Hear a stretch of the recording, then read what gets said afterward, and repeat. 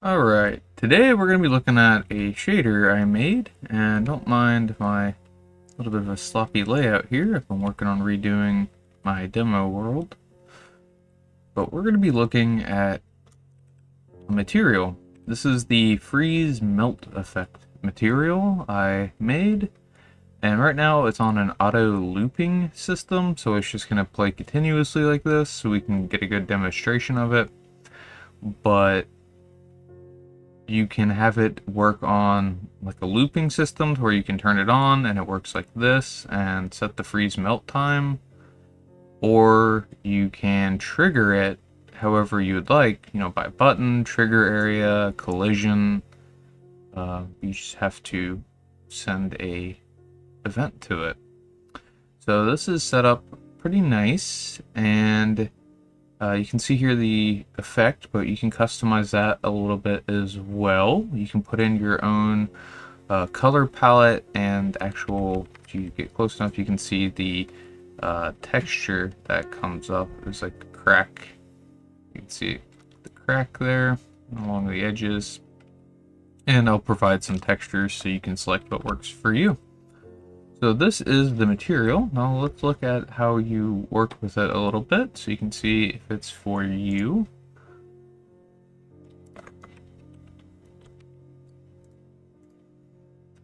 So it comes with an udon behavior, which controls the actual shader, and then the shader itself, which has some options. So you'll have options in both settings. So you can see here we have the loop mode, and to just start it on awake.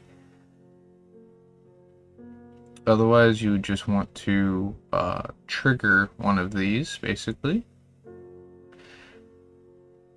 with the with like a collision or something like that. And then you have your spread speed and your melt speed. And basically this targets your object, so that would be this plane here. And don't worry about the spread property, just leave that as is. And then down here you have the smoothness, spread amount, metallic, your base color, your frost color, your crack texture, your base texture, and if you wanted a frost texture. We don't want a different texture overall. What that does, I will show you though. So let's go ahead and go here in play mode. Okay, so you can see it is running, which is what we want to show things. And we can change the speed here, but that's not really what we want to get at. We want to mess with this stuff on here. Don't worry about the spread amount. That is automatically updated from the udon behavior. You can see there, it's running. So you have the frost opacity, which we might want to make it solid. So that removes anything from going through, which we don't really want that. So I had it, I think, at 0.2. You have your edge softness. You do want a soft edge generally, unless you're going for a specific or a hard edge. Actually, it kind of works opposite. So the higher the number, the softer the edge. And then we have our smoothness. Ice is going to be really, really smooth. That's why it's maxed out. But you could change that to be like rough ice, I suppose. And then the metallic, so how reflective it is, basically. Well, not how metallic it is, I guess. But ice is not metallic, so we're going to set that to 0. Then, of course, you have your frost color and your base color. You can set this to like whatever color you want. You have red ice, I suppose. Doesn't work as well, though, does it? Weird.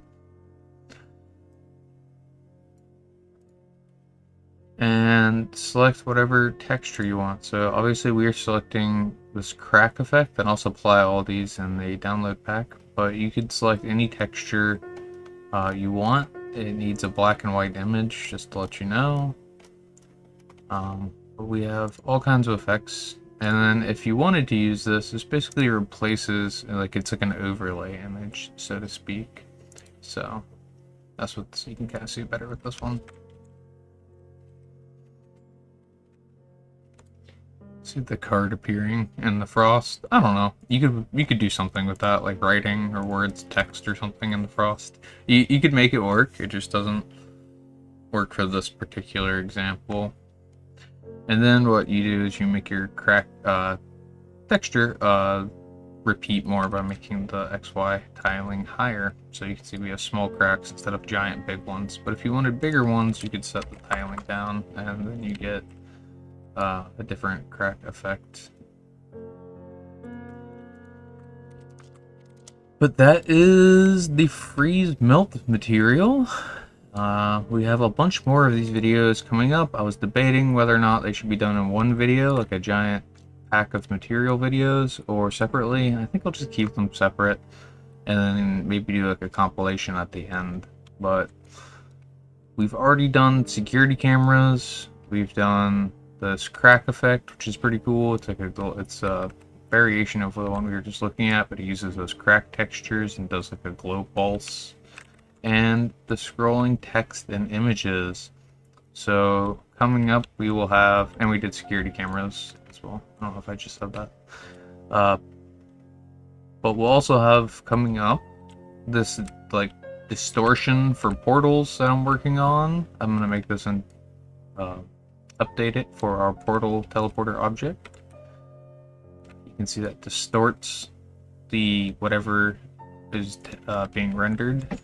We have a hologram material, which you can see kind of how it works right there, but this is meant for like avatar props, or even avatars themselves could use this.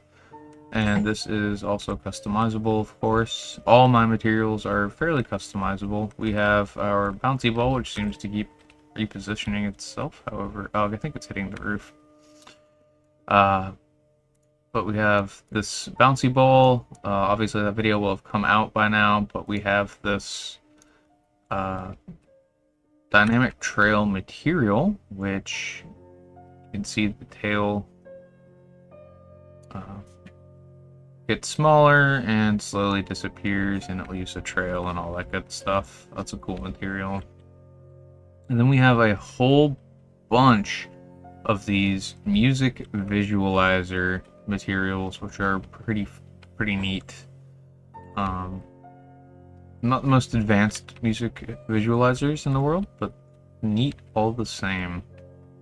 So we're going to be having a bunch of material videos coming up, and then eventually I'll make a video on some other stuff I've been working on. Make sure to leave me a like or comment if you have any questions or anything like that.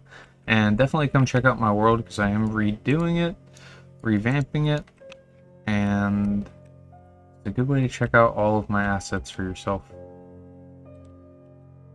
before you decide to get them on Patreon or Gumroad or whatever.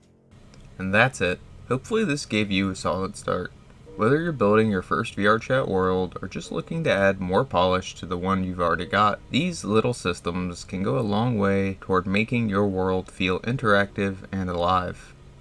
If you want to try this asset out before dropping it into your own project, I've got a public demo world set up.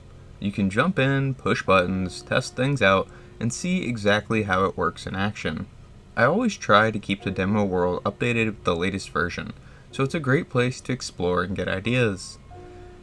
And if this video helped you, or if you're using any of my tools in your world, consider supporting me on Patreon. It helps me carve out more time to make these assets, keep them updated, and put together more tutorials like this one. Even a small pledge goes a long way and means a lot. There's a link to both the demo world and the Patreon in the description below, so feel free to check them out. Thanks again for watching, and as always, see you in the next one.